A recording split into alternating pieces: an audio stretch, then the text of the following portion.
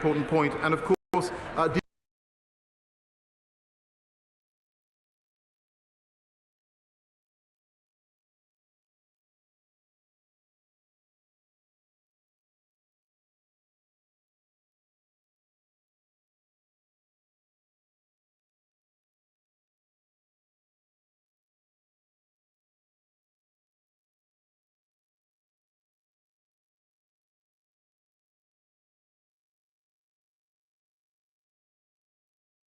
the London to ensure that they cope with that problem. Well, Mr. Speaker, the private sector is actually very focused on the issue of the move to net zero.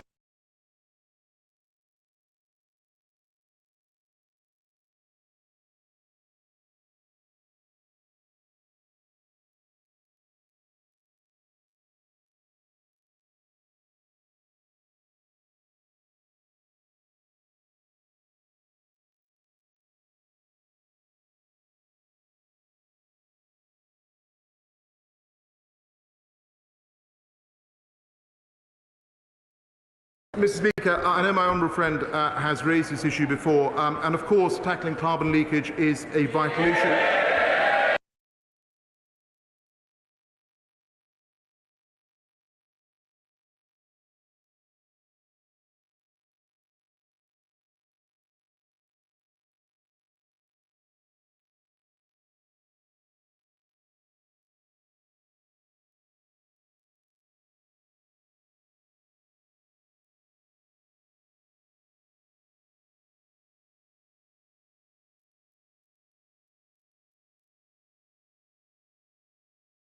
Conservative Party, will he come back and grassroots what we're trying to do about climate change in every community and every town and city and community? Let's have 500 sustainable towns and cities in this country. Does he agree with that?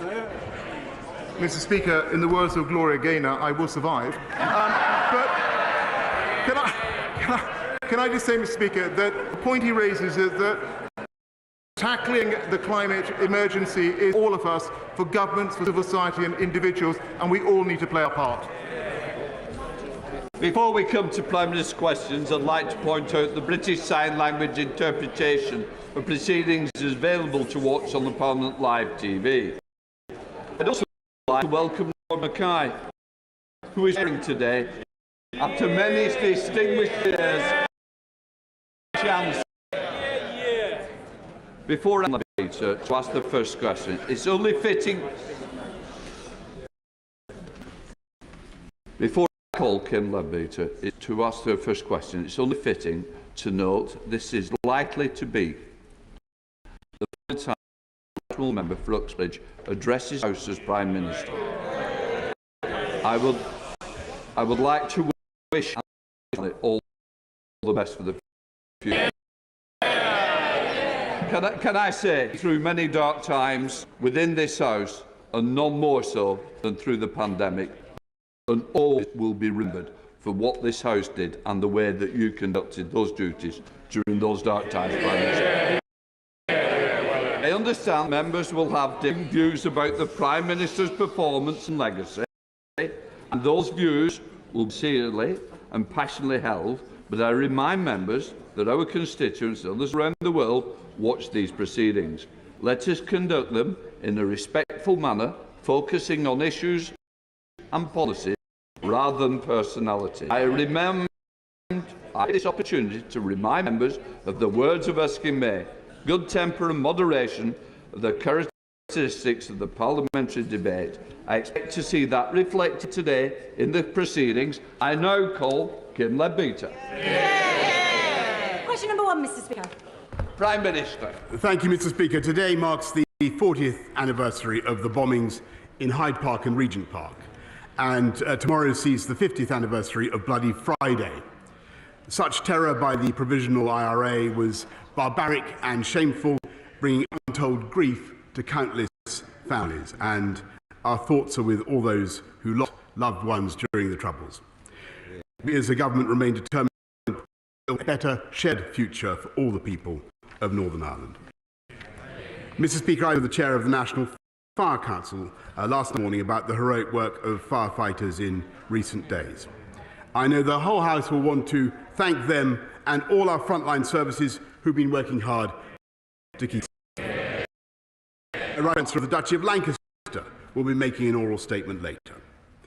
Mr. Speaker, I know colleagues will wish to join me. England's Lionesses well in their quarter-final match against Spain in Brighton this evening, and I know that the House will want to congratulate Jake, who produced a stunning run to take gold in the 1500 metres at the World Champions in Oregon.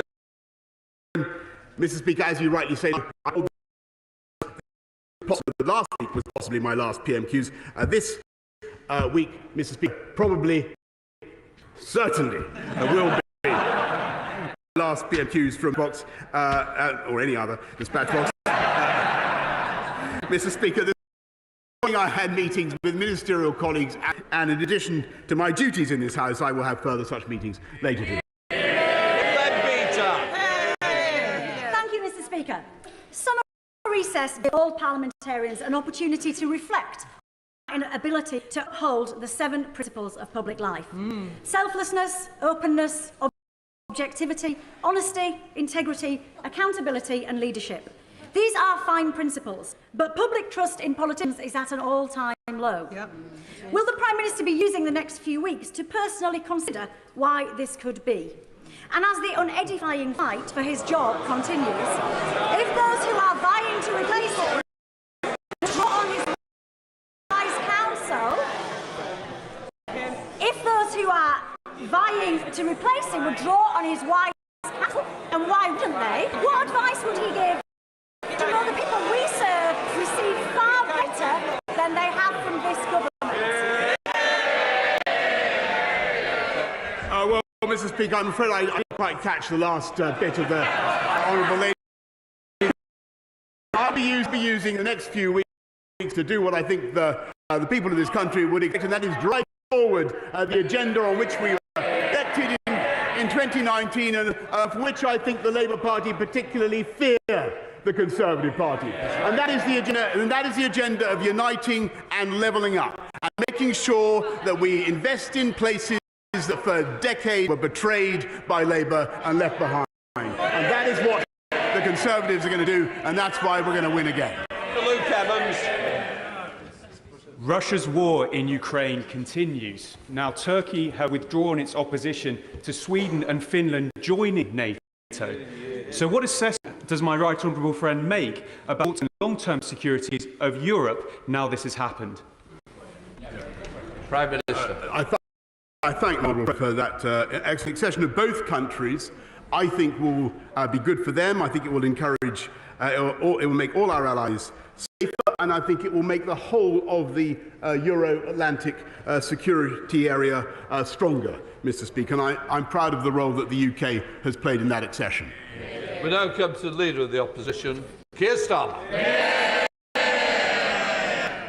Can I start by saying to the Prime Minister that I do know that the relationship between a Prime Minister and Leader of the Opposition is never easy.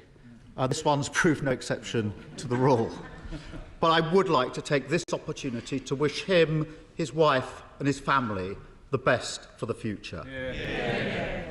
Can I also put on record our gratitude to fire and rescue services for all their courageous work yesterday in extreme temperatures. All our thoughts are with those affected by the fires, particularly those that have lost their homes. I join the Prime Minister in his comments about the bombings in Hyde Park and the IRA. I also join him in his comments about the coverage starts at 7:30 tonight on BBC One, and I'm sure the whole country will be roaring them on. And for anyone who doesn't fancy football, EastEnders is on. So if you'd rather watch outrageous characters taking lumps out of it themselves, you've got a choice. Albert Square or the Tory leadership debates on catch-up. On that, Mr. Speaker, why does the Prime Minister think those vying to replace him decided to pull out the debate last night? Prime Minister. Well, Mr. Speaker, I'm not this thing particularly closely, but my impression is that there's been quite a lot of debate already, and I think the public are having an ample opportunity to view the talent, Mr. Speaker, that any one of which, as I say before, like some household detergent, would wipe the floor I mean, today happens to be just about the anniversary of the exit from lockdown last year. And do you remember what he said? He said, yeah, I'm going to remind him, he said it was reckless. It was because we were able to take that decision, Mr. Speaker, supported by every single one of those Conservative candidates, opposed by him, that we had the fastest economic growth in the G7. We're now able to help families up and down the country. If we'd listened to him, it wouldn't have been possible, Mr. Speaker. And I don't think they'll be listening to him either. Well, I'm impressed he managed to get through that with a straight face, actually. I think the truth is they organised the TV debates because they thought it would be a great chance for the public to hear from the candidates firsthand. Yeah. Then disaster struck because the public actually heard from the candidates firsthand. But I am interested in what he makes of the battle for his job. So let me start with a simple one. Does the Prime Minister agree with his former Chancellor that plans put forward by the other candidates are, in his words, I've got them here, nothing more than the fantasy economics of unfunded spending promises? Well, Mr. Speaker, they know all about fantasy economics because they've already committed to £94 billion of extra tax and spending, Mr. Speaker. Which household in this country would have to pay for to the tune of about £2,100. It's thanks to the former Chancellor's management of the economy, thanks to his government's management of the economy, we had growth in May of 0.5%. We have more people in paid employment than at any time in the history of this country, Mr. Speaker. And I'm proud to be leaving office right now with unemployment at or near a 50-year low, Mr. Speaker. When they left office, it was at 8%. That's the difference between them and us. Mr. Speaker, every Labour pledge made under my leadership is fully costed. Those vying to protect him, Mr. Speaker, those vying to replace him have racked up £330 billion of unfunded spending commitments. But I do note that the Prime Minister didn't agree with his former Chancellor. So what about his Foreign Secretary? She was withering about the government's economic record.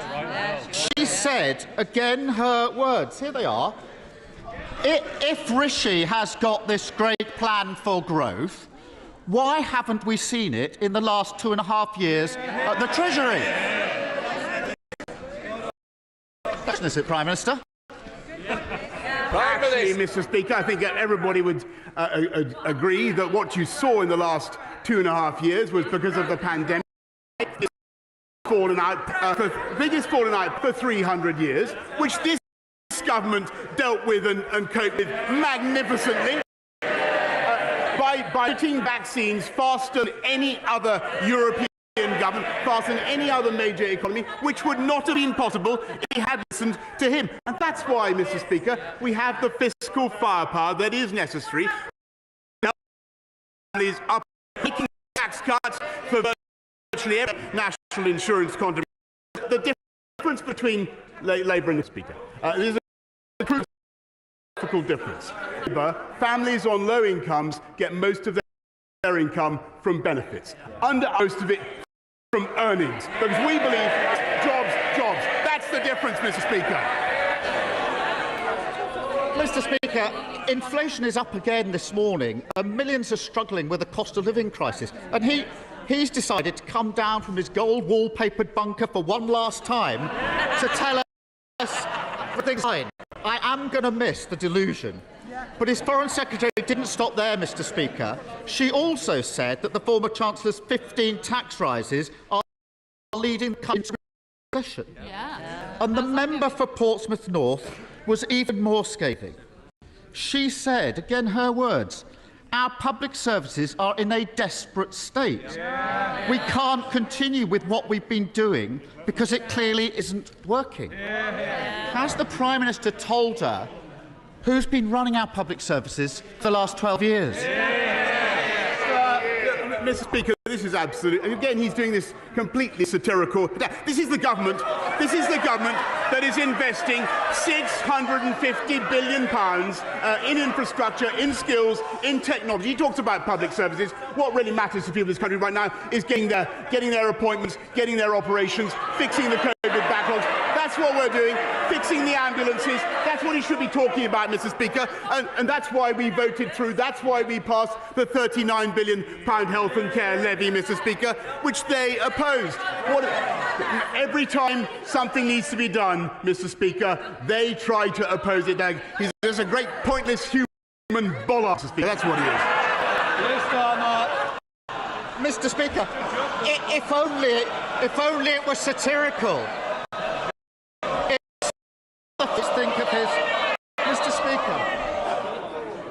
We want to get through PMQS because there's quite a few of you wanting to catch my eye. It would be more helpful if we get in order to do that. Keir Starmer. I appreciate they may not want to hear what their future leader thinks of their record in government, but I think the country needs to know. If only it were satirical, Prime Minister. It's what the candidates think of the record.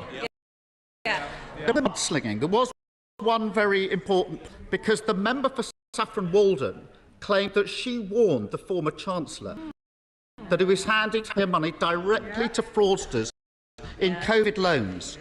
She says he dismissed her worries and that as a result cost the taxpayer £17 billion. Does the Prime Minister think that she's telling the truth?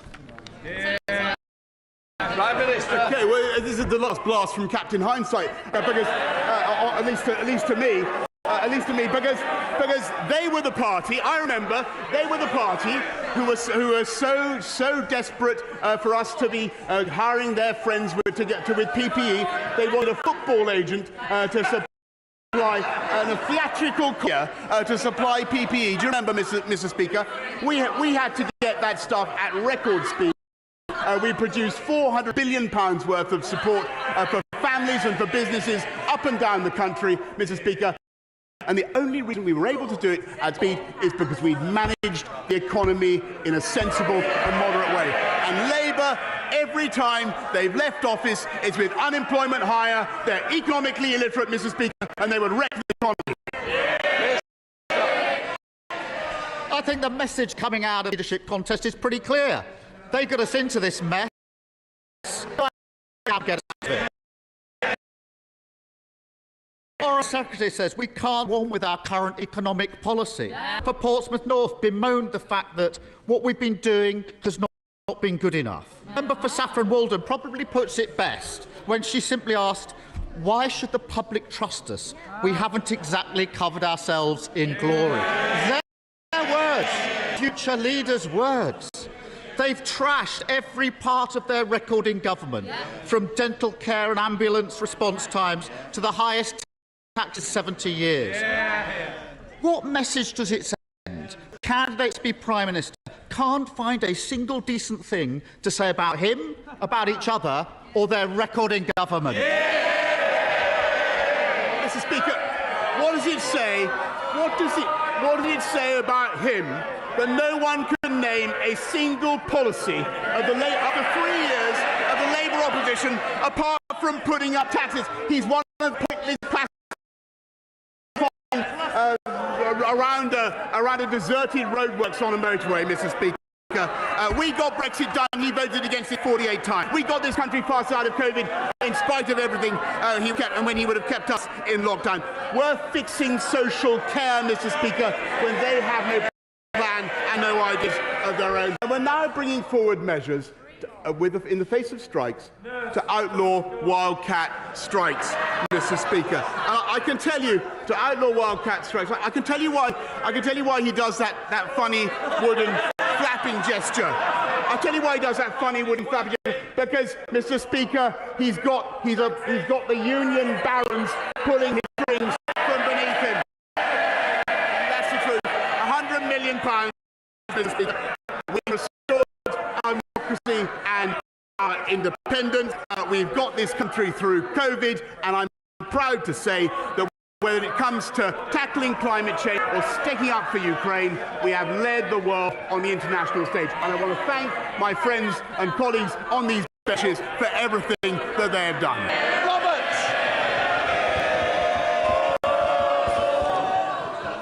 Mr. Speaker, in September it will be 25 years since the 25th anniversary of the referendum on devolution in both Scotland and Wales. 1 in 20 people in England and the NHS have been waiting for more than a year. In Wales, that's 1 in 5. And school leaders in Wales, 75% of whom say that they don't have enough capital to maintain their existing buildings, regardless of building any others. In his final opportunity at the dispatch box, will the Prime Minister and the Minister for the Union agree that in terms of Wales at least, devolution has been a disaster? Prime Minister. Mr. Speaker, I want devolution to work, but I think, and I've had some good conversations with Mark Drayford, but the devolved authorities, particularly Labour in Wales, need to do their job properly. The leader of the SNP, Ian Blackford. Thank you, Mr. Speaker, and can I join you in wishing all the best in his impending retirement to James Mackay and Beth. He's been a friend to many of us right throughout this House, and we congratulate him for his service. Can I also join the Prime Minister in congratulating Jake Whiteman for his success overnight in 1,500 metres at the World Champions? What a fantastic achievement. Mr. Speaker, this week has seen historic records set across the United Kingdom. But let's look at the Prime Minister's record-breaking efforts in office. His Tory Brexit slashed £31 billion from the economy, the biggest fall in living standards since the 1970s. People's pay in real terms falling at the fastest rate on record, with the worst economic growth forecast in the G20 outside Russia, and the highest inflation in 40 years. Personally, I'd like to thank the Prime Minister in his capacity as Minister of the Union for driving support for independence to new heights. Mr. Speaker, Westminster is holding Scotland back. The economy is failing, and this Prime Minister has driven us to the brink of a recession. Isn't it the case that the Prime Minister's legacy of catastrophic mismanagement has paved the way for the end of the Union?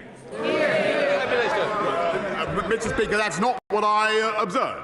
And he talks about records. I'll point to the fastest vaccine rollout in Europe, lowest unemployment, as I said, for actual near 50 years, the lowest youth unemployment, fastest growth in the G7 last year, in spite of everything. The Scottish nationalist record. Just look at where they are. I'm afraid to say Scottish school standards are not what they should be because of the failure of the SNP. They're failing people who are tragically addicted to drugs, Mr. Speaker, in Scotland. And the people of Scotland are facing another £900 million in tax because of the mismanagement of the SNP. In fact, the Prime Minister might believe that nonsense, but the people of Scotland don't. In the United Kingdom, and education standards under P are moving in the right direction. Mr. Speaker,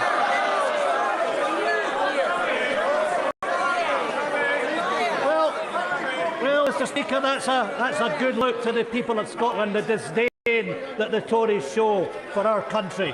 Mr. Speaker, that the Prime Minister has time to reflect on conduct in office with all his new spare time. And I genuinely hope that he finds some of mind. That as well as a record breaker, the Prime Minister is a rule breaker, illegally shutting down Parliament, partying through the pandemic, handing out PE contracts to cronies, unilaterally changing the ministerial code. And let us not forget, Mr. Speaker, the Prime Minister is still under investigation because he can't be trusted to tell the truth. Shameful, disgraceful and a complete waste of Scotland's time. This is how the people of Scotland will remember this Prime Minister. Isn't it the case the Prime Minister and his government should have had its last day a long time ago? Quite simply, Downing Street is no place for a lawbreaker. Well, look, Mr. Speaker, I think on the points the personal abuse stuff, I think he's talking a load of tosh. But when he's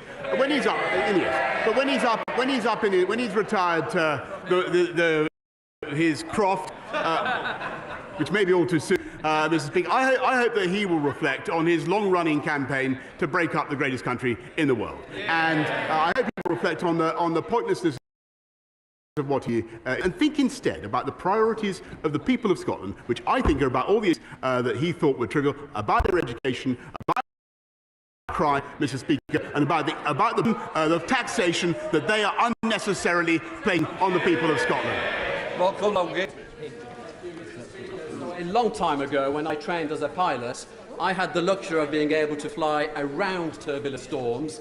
But what I also had was the ability to rely on a team that kept my aircraft airworthy. As the Prime Minister prepares his new flight plan,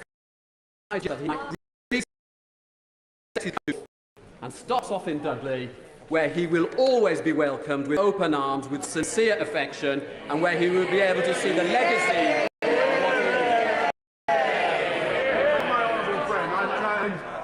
I thank him for that renewed invitation, Mr. Speaker. I've spent many happy days with him in Dudley, and let's hope that there are more to come. David!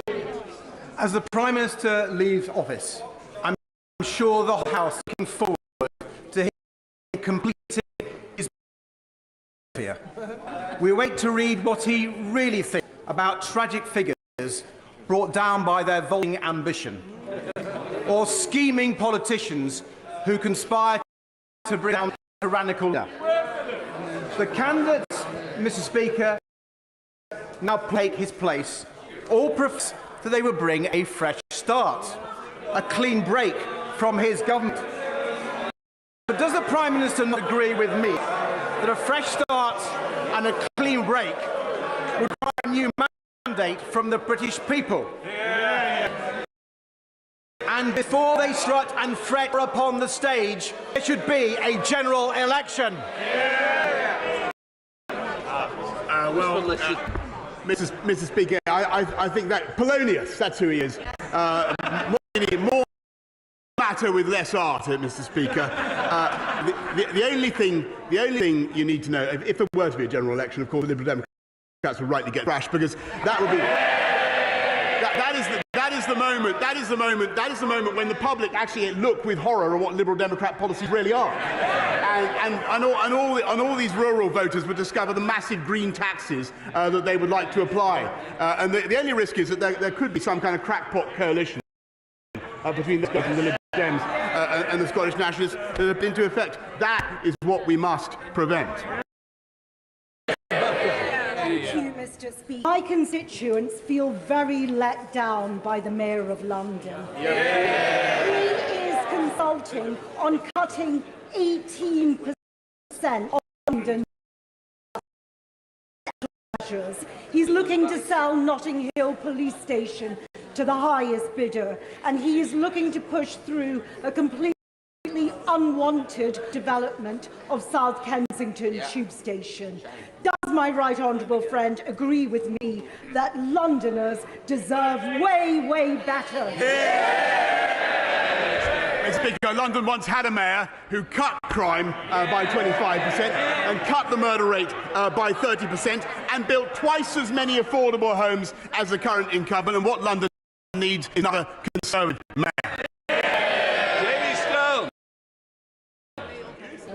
Thank you very much, Mr. Speaker. Could I just add a personal note of thanks to my retiring. He is a gentleman, and he's been very, very helpful to me for a number of years, and I'm extremely grateful. Mr. Speaker also knows that harnessing wind power is crucial to the United Kingdom. The Prime Minister also knows that the Highlands have faced great historic difficulties over the years. So I hope that the Prime Minister agrees with me that a green port in the Cromarty Firth is vital to harnessing wind energy. It has the full support of the industry and vital to the prosperity of that region.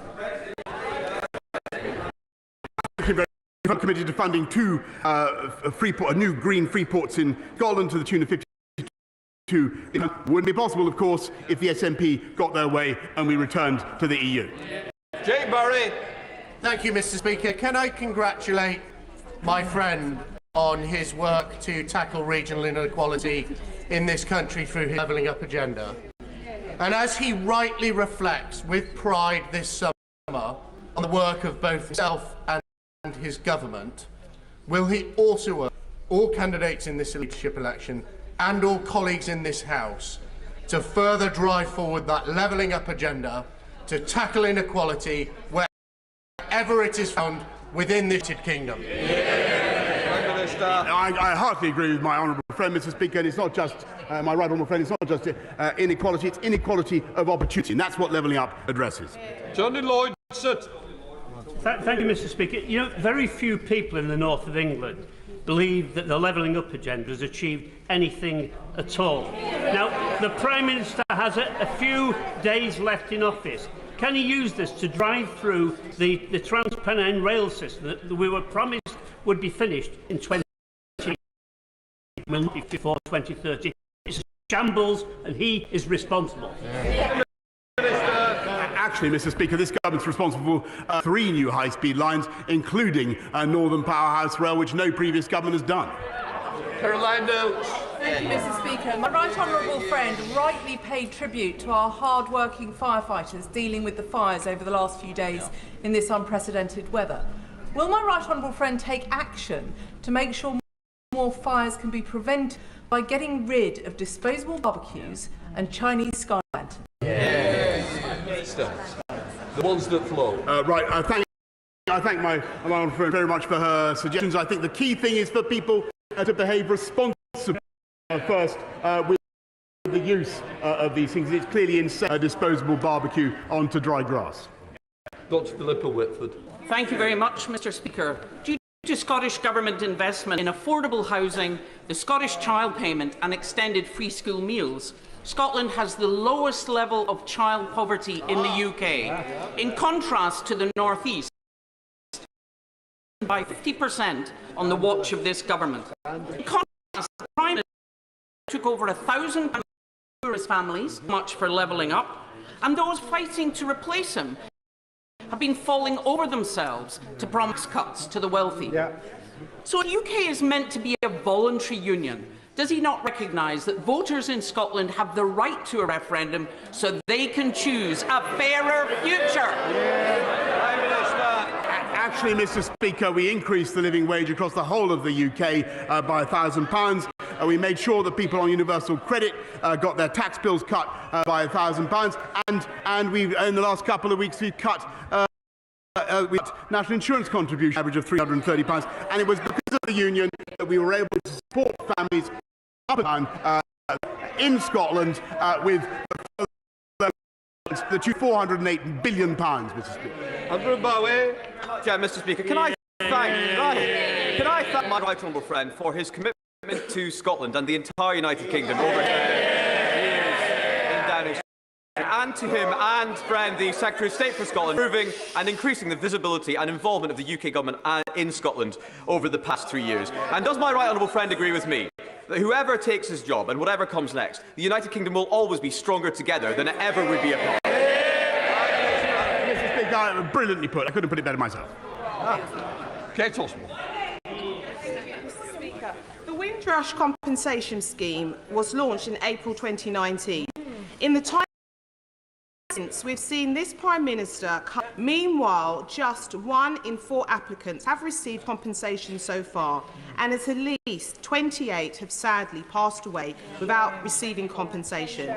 Isn't it about time for the government to make the scheme independent of the Home Office and provide justice to the victims before it is too late?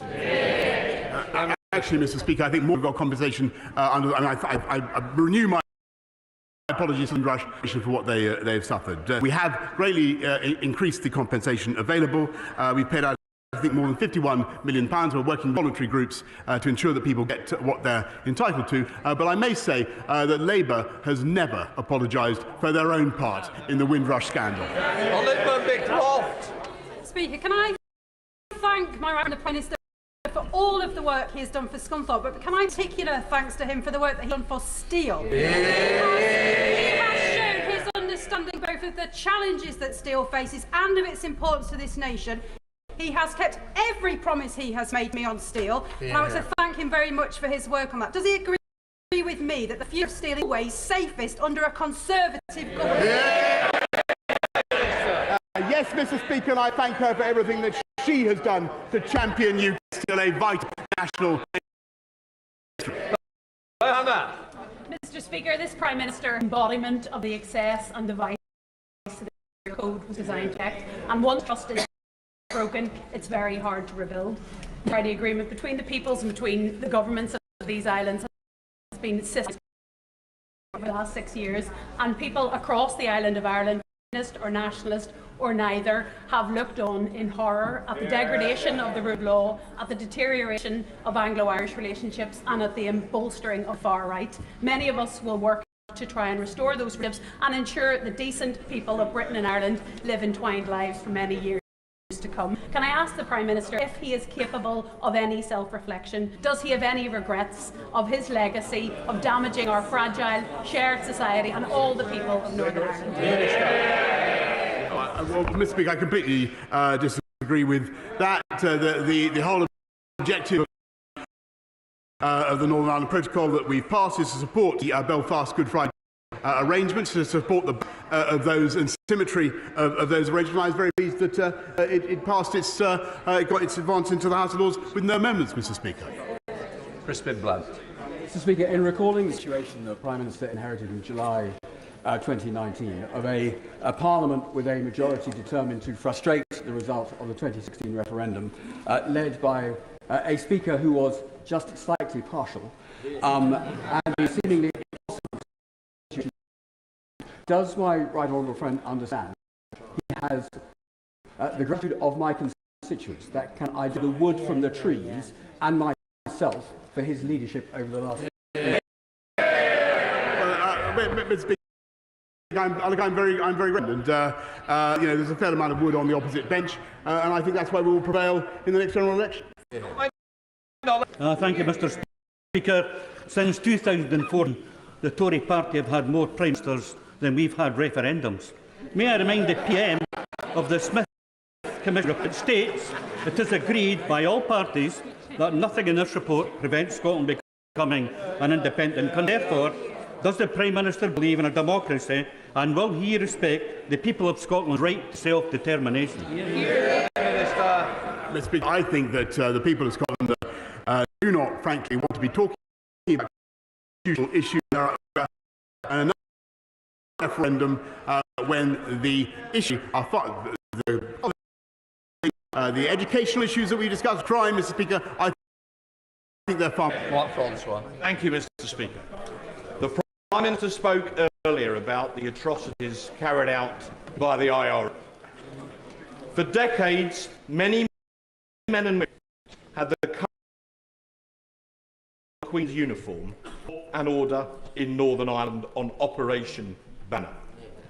One of the Prime Minister's undoubted achievements is he brought in the Northern Ireland Legacy Bill so that those people who serve their country can finally sleep safely in their beds.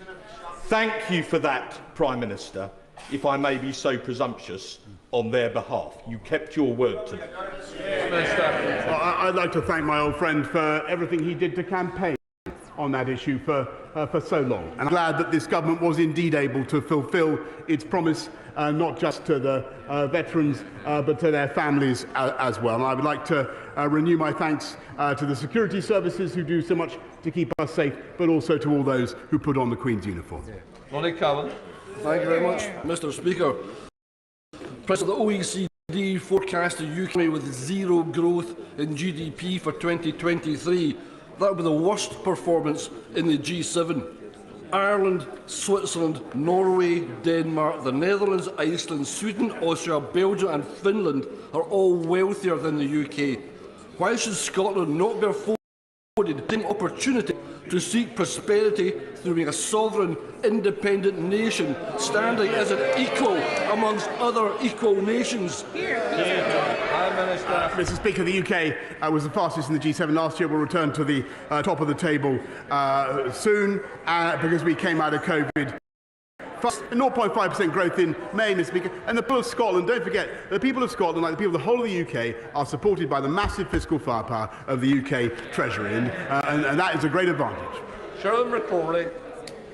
Mr. Speaker, and can I place on record my thanks particularly to the firefighters of Cornwall, who were also extremely busy and courageous yesterday. Can I thank the Prime Minister for his support and enthusiasm for Cornwall and for the people of Cornwall over the last few years, not least for the hosting of the G7 last year? And can I also thank him for the investment of the Shared Prosperity Fund, an investment of £132 million, which for an national average of £17 a head, Cornwall's £230 a head. And does my right honourable friend agree that his enthusiasm for levelling up every part of the United Kingdom needs to carry on in the future? Yes, she's a fantastic champion. My friend is a fantastic champion for Cornwall, and we will continue with our programme to support the Greater South West, whether it's through the A303 or broadband. Mr. Speaker, Cornwall has a bright future with her as a representative. Justin Oswald. Thank you, Mr. Speaker. While the Prime Minister has been on the Randan at Chequers, people in Scotland are suffering because of this Tory cost of living crisis, and we're paying a high price for his disastrous hard Brexit imposed against the wishes of Scottish voters. It's time to end this democracy denial, Prime Minister. Scotland can't afford to stay shackled to this crumbling union and Tory governments that we don't vote for. Does the Prime Minister not accept that Scotland is a democracy? He has no right to overrule the votes of people in Scotland, and we will have the referendum that we vote on. This is the country that secured furlough, that delivered the vaccine across the whole of the UK, while the SNP on with to the £200 million, Mr. Speaker. That's what they're overtaxing in Scotland, and we referendum, Mr. Speaker, 2014. Martin Vickers. Thank you, Mr. Speaker. I know that my right honourable friend is aware of how important the seafood processing industry is to the Grimsby-Cleethorpes area.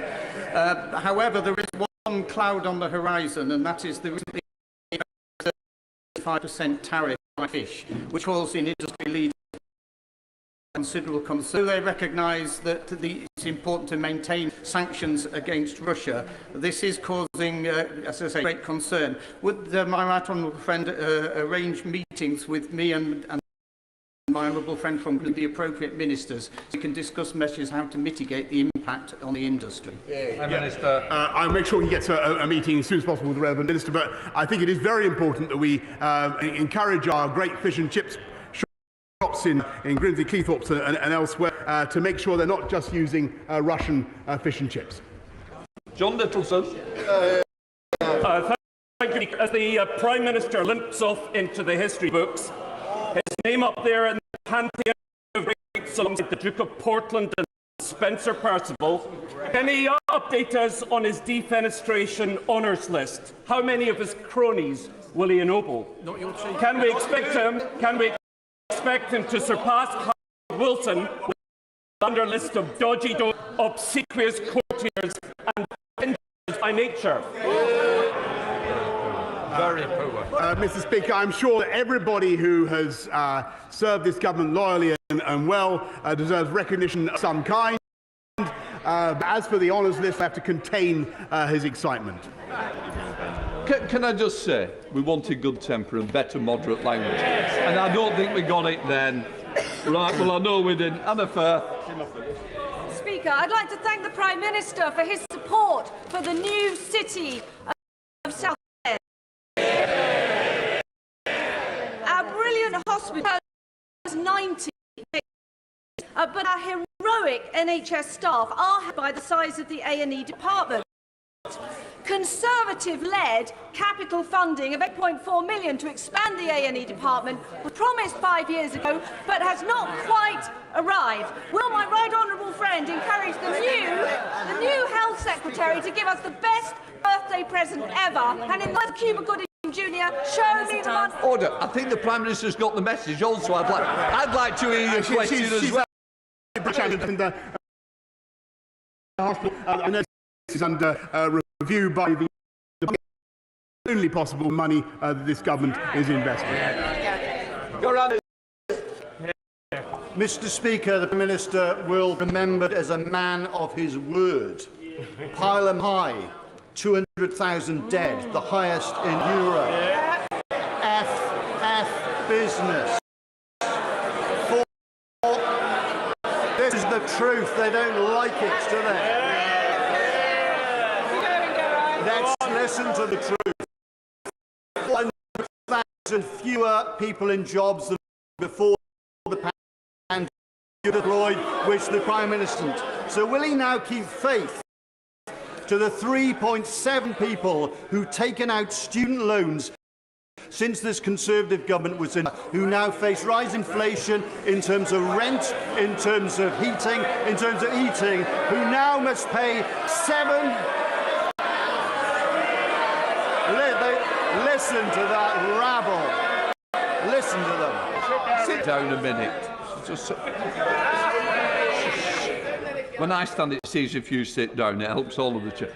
I want to get to the end of the question. I know it's going right to the end now. Go round, Davis. The 3.7 million people who face 7% rates from September, as well as the inflation on heating and rent, and mortgages are down. Will he help those people in need, or will he help the city people who are making his friends making all this money out of the crisis?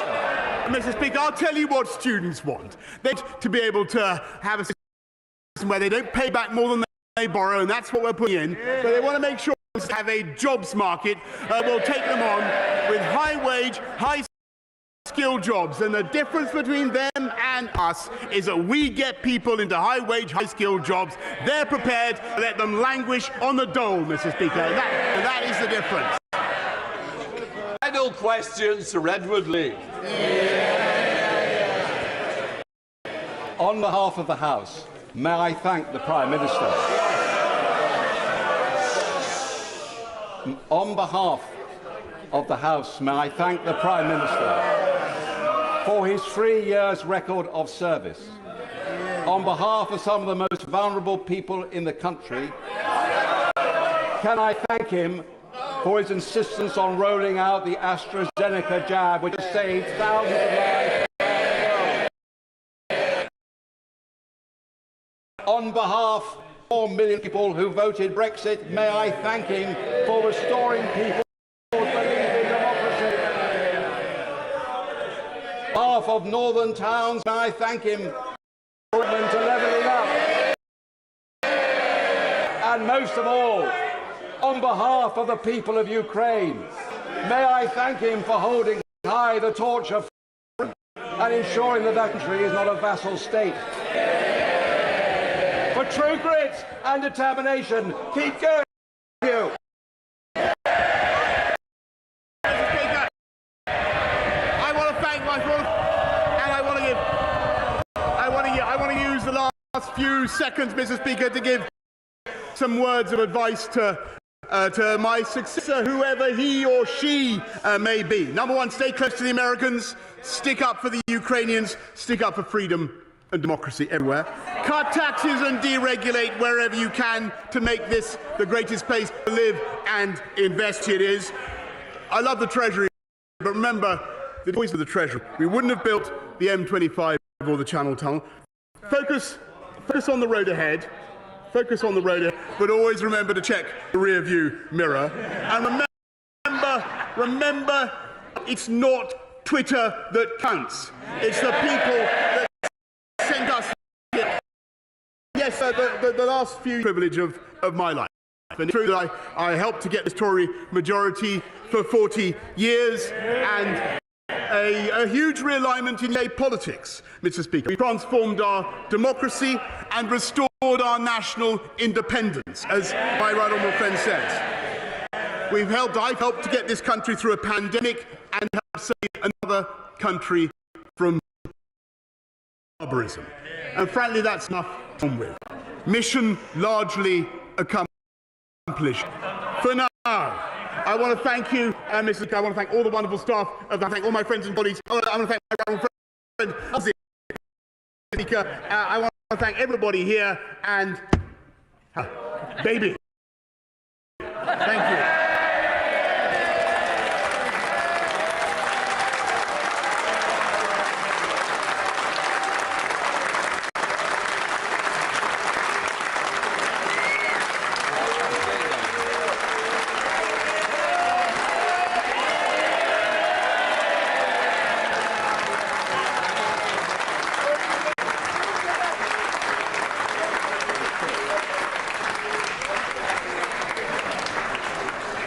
We now come to the statement